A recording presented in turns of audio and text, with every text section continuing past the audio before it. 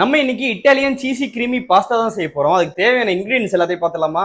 பால், ketchup, garlic, pasta, mozzarella cheese, butter, slice cheese, mayonnaise, மிளகாத்தூள், chilli flakes, oregano, fresh cream, Maggi magic masala, அப்புறம் corn இதெல்லாம் வச்சு தான் நம்ம கிரீமி சீசி இட்டாலியன் பாஸ்தா செய்ய போறோம். இன்கிரீடியன்ஸை நோட் பண்ணி வச்சுக்கோங்க. அடுத்த ரெசிபி பார்ப்போம். ஃபர்ஸ்ட் நம்ம ஆட் பண்ண போறது பட்டர் தான். காரம், பட்டரு, உப்பு கிப்பு எல்லாமே உங்களோட பர்சனல் சாய்ஸ் தான்.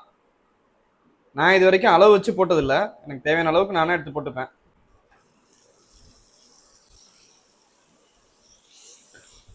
பட்டர் நல்லா ஹீட் ஆனோடனே சாப் பண்ணி வச்ச கார்லிக் சேர்த்துடலாம்.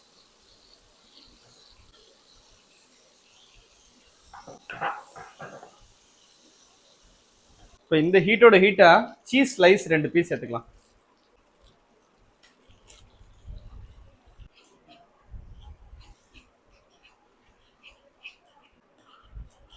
இது நல்லா மெல்ட் ஆன உடனே டொமேட்டோ சாஸ் ஆட் பண்ணிக்கலாம்.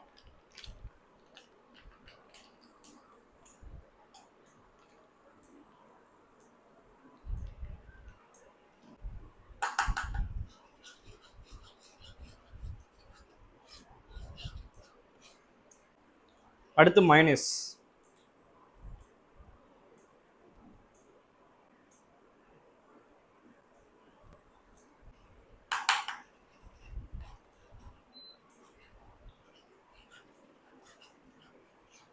இப்போ இது மேலேயே நம்ம மசாலா தான் போட்டுடலாம். பட் ஆனால் அது கொஞ்சம் எல்லாமே ரொம்ப மிக்ஸ் ஆன மாதிரி ஆயிரும். ஸோ இப்போ பால் சேர்த்துடலாம்.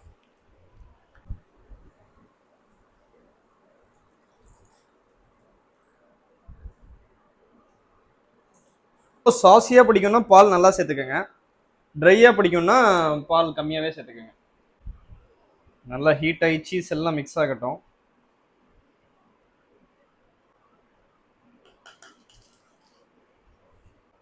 இதில் வந்து பெரி பெரி மசாலா ஆட் பண்ணலாம். என்கிட்ட இப்போ மேகி மசாலா தான் இருக்குது, ஸோ அதை ஆட் பண்ணுறேன். உங்களுக்கு என்ன ஃப்ளேவர் பிடிக்குமோ, பெரி பெரியோ மேகியோ வேறு என்ன ஃப்ளேவர் பிடிக்குமோ அதை நீங்கள் ஆட் பண்ணிக்கலாம்.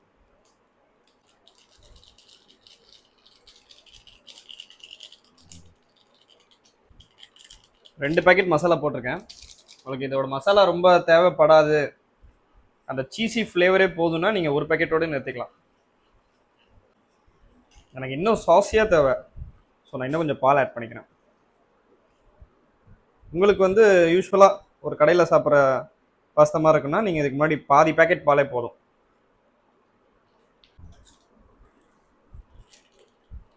நான் கொஞ்சம் ஜூஸியாக சாஸியாக சாப்பிட்ணுன்னு ஆசைப்படுற ஒரு ஆள். என்னை விட என் ஒய்ஃபுக்கு அந்த மாதிரி சாப்பிட்றது பிடிக்கும். ஸோ அவளுக்காக நல்ல சாஸியாக ரெடி பண்ணலாம். அடுத்து கும்பி பாகம். உங்களுக்கு தேவையான அளவு காரம்.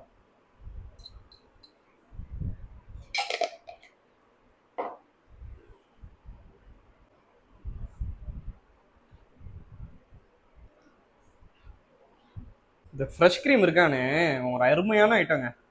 இவனை எந்த டிஷ்லாம் ஆட் பண்ணுறோமோ அது எல்லாமே டேஸ்ட்டாகவும் இருக்கும், ஃபேட்டாகவும் இருக்கும். சொல்லப்போனால் இந்த டிஷ்ஷே பயங்கர ஃபேட்டானது, ரெகுலர்லாம் சாப்பிட முடியாது, அந்தளவுக்கு நம்ம ஃபேட் ஆட் பண்ணியிருக்கோம். தேவையான அளவுக்கு ஃப்ரெஷ் க்ரீம் போட்டுக்கலாம். அடுத்து மொசரல்லா சீஸ்.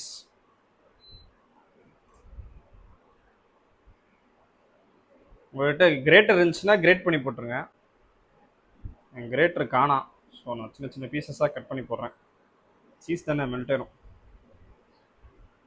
தெரிஞ்சு அப்படியே கூட போட்டுடலாம்.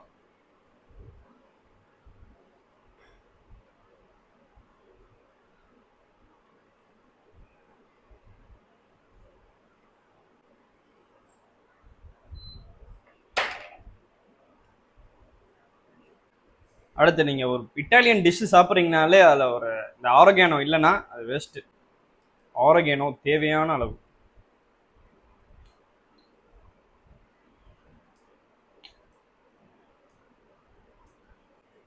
தேவைக்கு அதிகமான அளவுன்னு கூட சொல்லலாம். இந்த கும்பி பாகமும் கொஞ்சம் போட்டுடலாம், கொஞ்சம் கம்மியாகவே போடலாம். நான் இவெல்லாம் முழுசாக இருக்கான். காலையில் நாளைக்கு இதை இன்றைக்கி நைட்டு சாப்பிட்டோன்னா நாளைக்கு காலைல பிரச்சனை பண்ணிடுவான். ஸோ இதை கொஞ்சம் கம்மியாகவே போட்டுக்கலாம். முக்கியமான ஐட்டம் எல்லாமே போட்டோம். ஒரு தடவை லைனாக சொல்கிறேன், கரெக்டாக பார்த்துக்கோங்க. Butter, cheese, garlic, pizza sauce, mayonnaise, Maggi masala, chilli powder, milk, fresh cream, mozzarella cheese, oregano, chilli flakes, இது வரைக்கும் போட்டாச்சு. அடுத்து பாஸ்தா, அவர் தானே மெயின் கேரக்டரு. அந்த பாஸ்தா வந்து தனியாக வேக வச்சிடணும். இதான் அந்த பாஸ்தா. நீங்கள் என்ன ஷேப் பாஸ்தா வேணாலும் பண்ணிக்கலாம். எங்களுக்கு வந்து கார்ன் ரொம்ப ஸ்வீட் கார்ன் ரொம்ப பிடிக்கும். ஸோ அதையும் சேர்த்து வேக வச்சிட்டோம். மொத்தமாக அதை தூக்கி நம்ம ஒயிட் சாஸில் ஆட் பண்ணிடலாம். இந்த பாஸ்தா சட்டியை மொத்தமாக எடுத்து இந்த சாஸ் சட்டியில் கவுத்திடலாம். ஆனால் ஒரு பழமொழி ஒன்று சொல்லுவாங்க, நேரம் சரியில்லைன்னா சும்மா கிடக்கிற கடப்பாரை காற்றுல பறந்து எதுலேயோ சொருகிரும் அப்படின்னு சொல்லி ஒரு பழமொழி சொல்லுவாங்க. அது எனக்கு அடிக்கடி நடந்திருக்கு. சப்ப மேட்டர்லாம் எனக்கு பெரிய பெரிய பிரச்சனையும் வந்து நிற்கும். ஸோ கொஞ்சம் கேர்ஃபுல்லாக இப்படி கரண்டிலே அள்ளி போட்டுடலாம். இது பண்ணும்போது நம்ம லோ ஃப்ளேம்லேயே வச்சுக்கலாம் அடுப்பை. ஏன்னா சாஸ்லாம் ரெடி ஆயிடுச்சு. இதுக்கு மேலே அதை ஹீட் ஆகணும்னு அவசியம் இல்லை. ரொம்ப ஹீட் ஆச்சுன்னா வத்தி போயிடும்.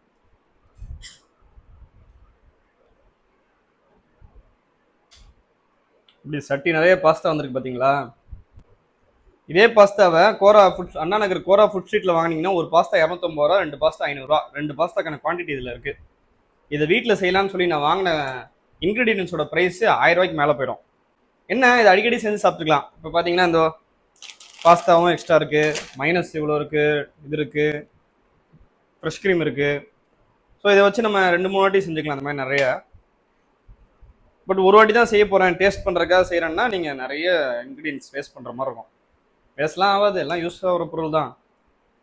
ஒரு ஒரு சாண்ட்விச் வாங்கினோன்னா இந்த மைனஸ் யூஸ் பண்ணிக்கலாம், சமோசா வாங்கினோன்னா இந்த சாஸ் யூஸ் பண்ணிக்கலாம், சீஸை எதுக்கு வேணால் யூஸ் பண்ணிக்கலாம். பாஸ்தாவும் கெட்டு போகாது, ரொம்ப நாள் வச்சு யூஸ் பண்ணிக்கலாம். பட்டர் இருக்குது, வச்சு கேக் செய்யலாம். கார்ன் இருக்குது. இதெல்லாம் ஒரு சின்ன கப்பு 30 ரூபாய்க்கு விற்கிறாங்க. ஸோ டக்கு நம்ம ஒரு தண்ணியில் அலசி அவிச்சு கொஞ்சம் பட்டரு, கொஞ்சம் மிளகாத்தூள், கொஞ்சம் உப்பு, கொஞ்சம் பெப்பர் போட்டு சாப்பிட்டோன்னா அவன் இந்த பாக்ஸோட ப்ரைஸே 35 ரூபா தான். இதில் வந்து 3 கப்பு வந்துடும். அருமையான இட்டாலியன் சீசி க்ரீமி பாஸ்தா ரெடி. சிம்பிளாக சொன்னால் ஒயிட் சாஸ் பாஸ்தான்னு சொல்லிடலாம். என்ன, அருமையாக செஞ்சு முடிச்சிட்டோம். செஞ்சு முடிக்கிறதுக்குள்ளே நம்ம டேபிள் ரொம்ப மெஸ்ஸி ஆயிடுச்சு.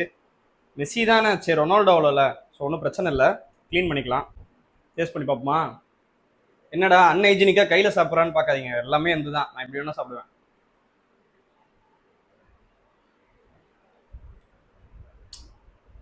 சூப்பராக.